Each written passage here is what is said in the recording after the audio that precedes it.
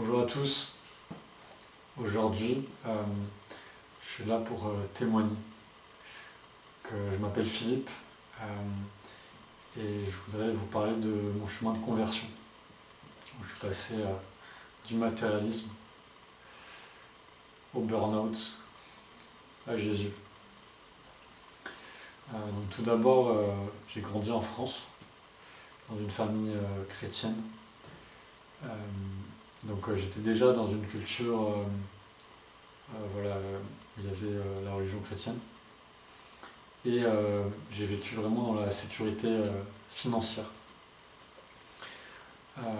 Mais voilà, j'ai grandi et au fond de moi, j'avais toujours un vide à l'intérieur de mon cœur que j'ai cherché à combler de plein de manières différentes, que ce soit dans les relations amoureuses, dans les sorties, dans les soirées, à l'école ou dans mes études supérieures, ou avec le travail, où j'essayais de combler ce vide et j'essayais d'être aimé avec mes performances, avec ce que je faisais, en fonction de. Je devais mériter l'amour auprès des autres. Et du coup, je devais faire des choses, tout le temps faire des choses et correspondre à leurs attentes. Et donc au final, j'ai réussi à avoir un diplôme d'ingénieur et à avoir un bon métier, à bien gagner ma vie. Donc j'étais à la Défense dans une des tours, mais j'étais pas épanoui.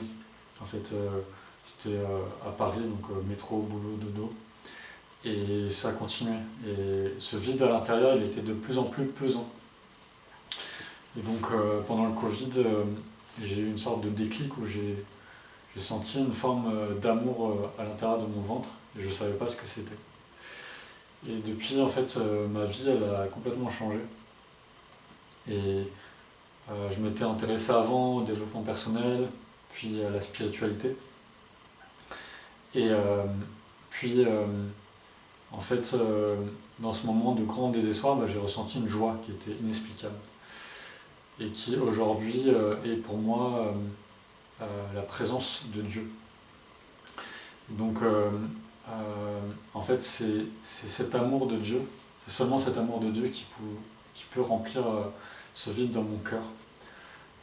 C'est ce que j'ai compris et c'est ce que je voudrais vous partager aujourd'hui. C'est que vous pouvez chercher partout, mais il y a seulement lui qui peut vraiment vous donner ce dont vous avez besoin de manière durable. C'est pas juste mettons vous avez une blessure, d'accord, vous mettez un pansement, vous voyez plus la blessure, mais la blessure elle est encore là. Et Jésus, c'est celui qui guérit les malades, celui qui on parle beaucoup du péché, mais au-delà de ça, il y a la maladie, il y a le mal qu'on a en nous. Et en fait, il veut vous donner cet amour, enlever toutes les colères, toutes les tristesses. Et en fait, Dieu nous a créés et il veut s'unir avec sa création. Nous sommes ses enfants. Tu es le fils et la fille de Dieu et il t'aime d'un amour infini. Donc moi, quand j'ai compris ça mentalement, déjà ça a changé toute ma vie, mais là je suis en train d'expérimenter dans mon cœur. Et là, ma vie elle prend un autre tournant. Là je vais donner ma vie. Et je sais qu'il va en prendre soin. Parce qu'il est mort sur la croix pour moi, pour chacun de nous. Il a souffert pour qu'on puisse guérir et pour nous délivrer de toutes nos chaînes. Toutes les chaînes liées au matérialisme dont je parlais tout à l'heure. Ok, on gagne de l'argent, mais on veut gagner encore plus d'argent. Et on veut avoir encore plus d'objets, on veut avoir encore plus de connaissances. Et ça ne s'arrête jamais et on court après un bonheur qui est une illusion. Donc je veux vous dire, le vrai bonheur, le plus grand bonheur, c'est de vivre avec Dieu. Donc voilà pourquoi je témoigne aujourd'hui par rapport donc à ce... J'ai fait un burn-out parce que je voulais faire toujours plus. Et en fait, je suis arrivé à un moment dans ma vie où je pouvais tout s'écrouler, je pouvais plus bouger, mon corps ne pouvait plus marcher, faire des actions simples et me disait stop, on arrête tout, c'est plus possible, ça va trop vite pour moi. Et dans cette épreuve, euh, c'est là où j'ai senti le plus la présence de Dieu. Donc je vais vous lire un petit passage de la Bible, donc Ésaïe 41. Donc la Bible, on dit que c'est la parole de Dieu. Donc ne crains rien, car je suis avec toi. Ne promène pas des regards inquiets, car je suis ton Dieu. Je te fortifie, je viens à ton secours. Je te soutiens de ma droite triomphante. Donc c'est juste pour vous montrer que aujourd'hui, c'est Dieu qui me permet de me relever et de prendre entre guillemets cette maladie et de continuer à avancer et d'avoir la force de vous parler de ce qui m'est arrivé. Et donc c'est par son amour en fait, dans ma plus grande fragilité que je peux continuer à avancer. Et c'est lui qui m'a porté en fait. C'est comme si voilà, il me portait. Je ne sais pas si vous connaissez l'histoire de la personne qui marche sur le sable et elle voit les pas, il y a 2 traces de pas. Donc elle marche avec Jésus sur le sable et à un moment il n'y a plus qu'une trace de pas. Et la personne demande mais où étais-tu à ce moment-là? Et il lui répond c'est moi qui te portais. Donc là c'est ce que je vis et ce dont je veux vous partager, c'est vraiment Dieu, c'est pas juste la religion, aller à la messe, c'est une relation. La religion, ça vient de religier, qui veut dire se relier à. Donc je vous invite à expérimenter directement et demander, ok, mon Dieu, je sais pas pourquoi je suis malheureux peut-être dans ma vie aujourd'hui, pourquoi j'arrive pas à répondre à tous mes besoins, pourquoi là j'ai tel ou tel problème et Dieu sait qu'on en a. Eh bien, je vous invite à le dire et à invoquer le nom de Jésus. Et vous allez voir qu'il va venir vous toucher d'une façon qui va vous parler parce qu'il est là. Et il sait toutes vos souffrances, mais il vous laisse libre. Il nous a créé libre et il ne va jamais forcer. Il toque à la porte.